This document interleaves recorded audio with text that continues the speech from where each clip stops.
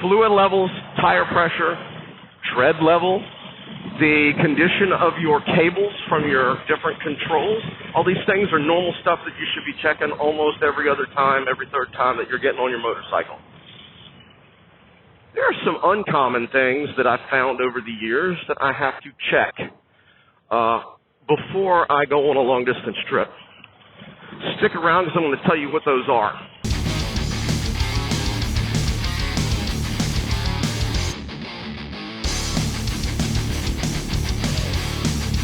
What's up? Jim here. Welcome back to J Street Moto. Welcome to the channel if it's your first time. Like, subscribe, click the notification bell, share with your friends, comment. I love getting comments, and I always respond. I'm extremely responsive to comments that I get on this channel, on every video that I get, good, bad, or indifferent. And this is going to be a topic that might, if you're watching this, it might make you think of something that I haven't mentioned, that you're like, you know what, this is something I checked and this is why. So, let's get started.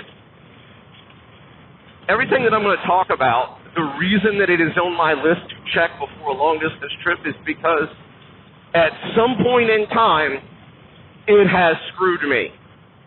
And because of that, I'm like, you know, now I'm going to check that.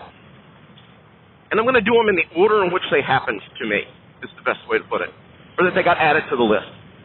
The first one that we're going to talk about are these bolts right here that help hold your mirror and lever where it's supposed to be.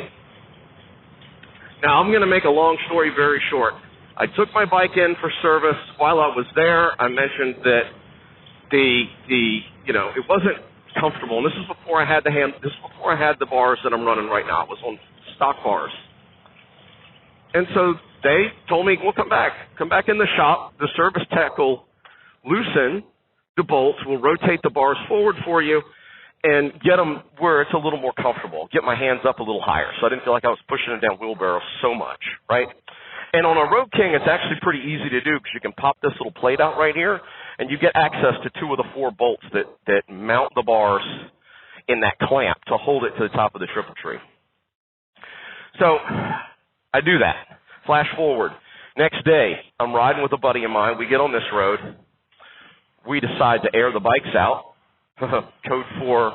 I was going as fast as this motorcycle is capable of doing, and I look over, and my mirror is pointed at the friggin' sky. I can't even touch my brake lever because it has rotated down. And I'm like, holy, what the hell happened? I set the cruise control. I reach over, I grab the brake lever and use that to reposition it where it's supposed to be. And with my other hand, I kind of finger tighten the screws until I get to the next exit. And I'm able to pull off and tighten them.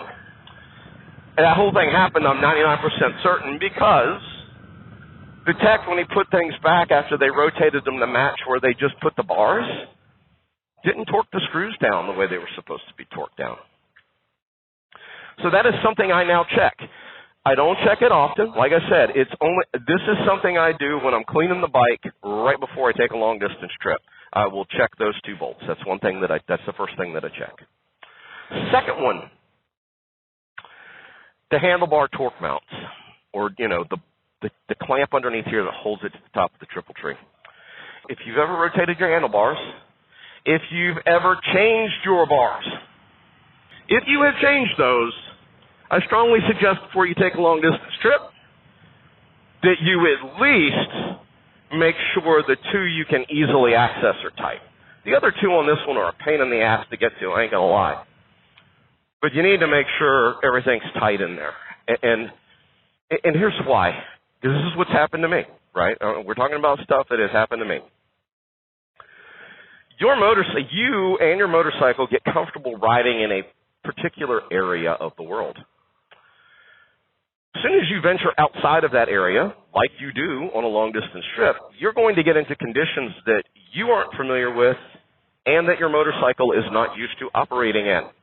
Think roads that are shittier, that are more bumpy.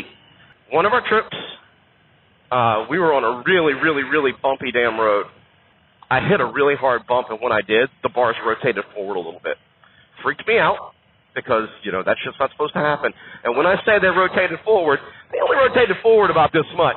but it was enough that you knew it. And then it's like the rest of the trip, I'm in the back of my head going, are they going to move again? I'm trying to move them. I'm pulling them and trying to move them. Save yourself the headache. Save yourself the stress. Just check those things before you take a long trip. Third one, and this one's really not that big a deal, and it might not even be applicable to you. I have a charging cable for my phone that runs out of my speaker. That charging cable will go bad. And it did go bad on me, and then I'm on the side of the road freaking running a new cable because my phone is how I navigate when I'm on long-distance trips. And so I have to be able to keep it charged. So check that cable, and if it's older, go ahead and replace it. The damn things are cheap. You can buy them on Amazon in packs of like 6 or 12, and just, undo the zip ties, run it, re-zip tie it, and be good to go. The fourth thing I'm going to talk about happened on the Canada trip. If you've watched that series, you've probably seen the episode where the event happened. So we're about 250 miles away from where our destination is, which also happens to be the closest Harley Davidson dealership to us at the time. We pull into a gas station. Everything's been running fine on the bike. Turn the bike off. I gas her up. I flick the ignition switch to ignition. I turn on the bike, and I go to hit start, and I hear a click, and all the lights turn off. When I mean all the lights turn off, my neutral indicator wasn't even on. There was no power at all to anything on the bike. And I'm like, Turned it to off, turned it back to ignition, and there's still no power. Turned it to accessories, still no power. So I duck walked it basically to a parking space. So I didn't want to leave it in front of a pump. I unload the bike so that I can take the seat off because these motorcycles, the touring models at least, they're a pain in the ass to get to the battery. Harley really needs to consider doing, a better job of designing that under there. You cannot jump this battery with jumper cables without taking the cover off the battery. You can't get the cables in there onto the bolts. So as I'm taking it off, I had the ignition switch in the ignition position. As I'm under there and I'm messing with stuff, every once in a while lights would come on. And I'm like, oh, okay. So I'd hit the start button and everything would die again. Click, boom, everything's out. So I get the plastic cover off the top of it after moving all the shit that I have on top of there from things that I've added, right, my own fault. And I noticed that the main power lead for the battery going to the bike can move, and it moves easily. So then I'm like, all right, well, and basically the connections for both the positive and negative side of the battery weren't even finger tight. So I torqued those things down. I didn't even see if that was the problem. I didn't even check to see because I'm like, I found something that was wrong, and this would cause this symptom. Put everything back together, loaded the bike back up, got back dressed, and we got back on the road, and the bike started back up. But that meant that from now on, when I take a long-distance trip, I am checking those terminals to make sure they are tight because it's not something that is covered normally when you go and get your bike, your maintenance done before you take your trip, which I do recommend doing. The three of us all do that. We will take it somewhere and have maintenance done to it before we take a trip, just to have another set of eyes look at it. But they don't check those clamshell bolts. They certainly aren't going to check the torque on the handlebar. They're not going to check your battery terminals. And the common theme here, right, is vibration. That's the common theme.